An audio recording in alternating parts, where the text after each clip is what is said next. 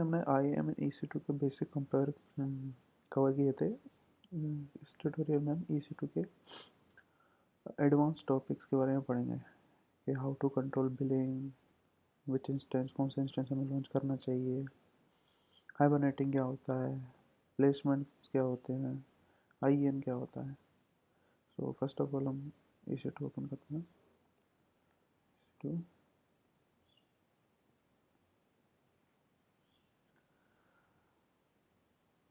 First instance, ये instance जो है ये है ऑन डिमांड इंस्टेंस, सबसे हाई मीन्स पावरफुल इंस्टेंस है, बट इसका बिलिंग बहुत हाई रहता है, हाईएस्ट बिलिंग।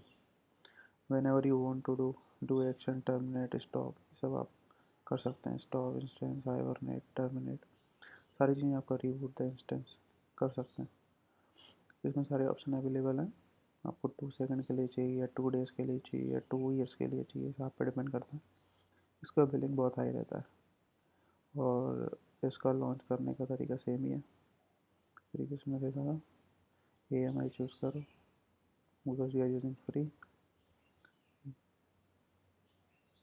टाइप, कौन सा इंस्टेंस टाइप चाहिए,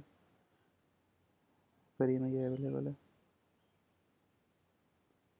configure instance, number of instance, कितना इंस्टेंस चाहिए, प्लेसमेंट ग्रुप्स, स्टॉप, हाइबरनेटिंग, सारी चीज़ इसमें अवेलेबल है। यहाँ पर एक चीज़ बोलते हैं, प्लेसमेंट ग्रुप्स क्या होते हैं। प्लेसमेंट ग्रुप्स क्या डिफाइन करते हैं कि परफॉर्मेंस कैसा रहेगा आपके उसका, ठीक है। Placement groups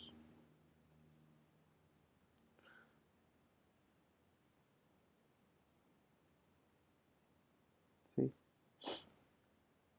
cluster, spread, partition, 3 type of placement group होते हैं।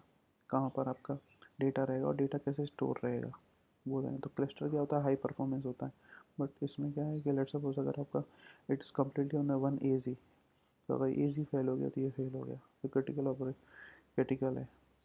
स्प्रेड क्या होता है कि डिफरेंट एजेस में रहता है प्लेसमेंट ग्रुप्स, ठीक है, डिफरेंट एजेस में रहता है, तो अगर एक फेल हो गया तो आगे बढ़ जाएंगे। पार्टीशंस क्या रहता है कि इसमें डिफरेंट कोर्स में डिफरेंट एजेस में रहता है। ये थर्ड टाइप ऑफ इंस्टेंस है। तो प्लेसमेंट ग्रुप्स ये होते हैं कि कैसा आपका, कहाँ आपको प्लेस करना है, आपके कोर डेटा को कैसे प्लेस करना है, उसका एक तरीका स्ट्रैटेजी है प्लेसमेंट ग्रुप, ठीक है। एक और चीज़ होती है हाइबरनेटिंग। हाइबरनेटिंग क्या होती है कि जब हम लेट सपोज किसी भी इंस्टेंट को स्टार्ट करते हैं, स्टॉप करते हैं, तो उसमें वो टाइम लेता है, करेक्ट।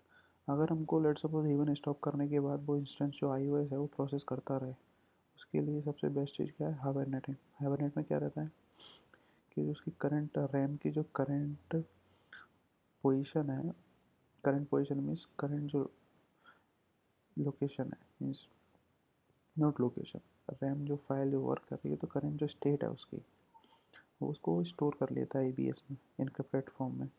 और जब हम रीस्टार्ट करते हैं तो वो दोबारा EBS वॉल्यूम से रैम में आ जाता है, ठीक है। तो यहाँ पर क्या है कि वो ज़्यादा टाइम ले लेता है और iOS आपकी कीप रनिंग रहती है, तो उसको वो हाइबरनेटिंग स्टेट बोलते हैं यहाँ पर। यहाँ पर नेक्स्ट स्टोरेज है, स्टोरेज बता, यहाँ पर अगर आपने तो इनक्रिप्ट करना पड़ेगा, डिफ़ॉल्ट इनक्रिप्शन ये रहा, अगर हाइबरनेट है तो, ठीक है। उसके बाद टैग टैग कर सकते हैं, यहाँ पर टैग कुछ भी डाल दो, नेक्स्ट कॉन्फ़िगरेशन,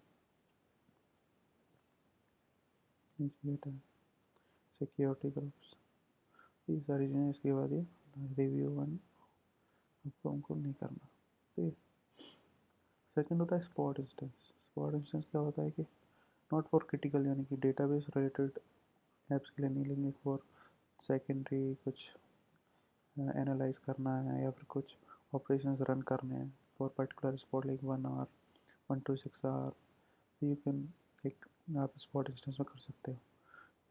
स्टॉप इंस्टेंस में क्या सीन है कि आपको मीन्स डेटाबेस नहीं रख सकते because it can be terminated, बहुत क्रिटिकल ऑपरेशन इसमें नहीं कर सकते, बट हाँ एनालाइज रिलेटेड चीज़ें कर सकते हैं। और इसका प्रॉफिट क्या है कि प्राइसिंग, इसका प्राइसिंग अगर आप देखें तो प्राइस बहुत लो होता है कंपेरेटिव टू, ये देखो 75% less comparative to demand based.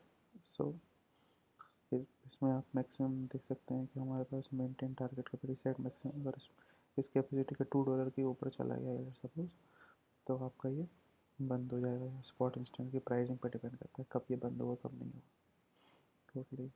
अभी ये रिकमेंडेशन है, हमें नहीं चाहिए रिकमेंडेशन। यहाँ देखिए क्या क्या दे रहे हैं इस प्राइस रेंज में, 8 इंस्टेंस फुल दे रहे हैं 3 एबिलिटी जोन्स में, इतनी सारी चीज़ें मटेरियल प्रोवाइड करने से ये प्राइस में, तो ये स्पॉट इंस्टेंस का फायदा है। थर्ड होता है रिजर्व इंस्टेंस। रिजर्व इंस्टेंस क्या होता है?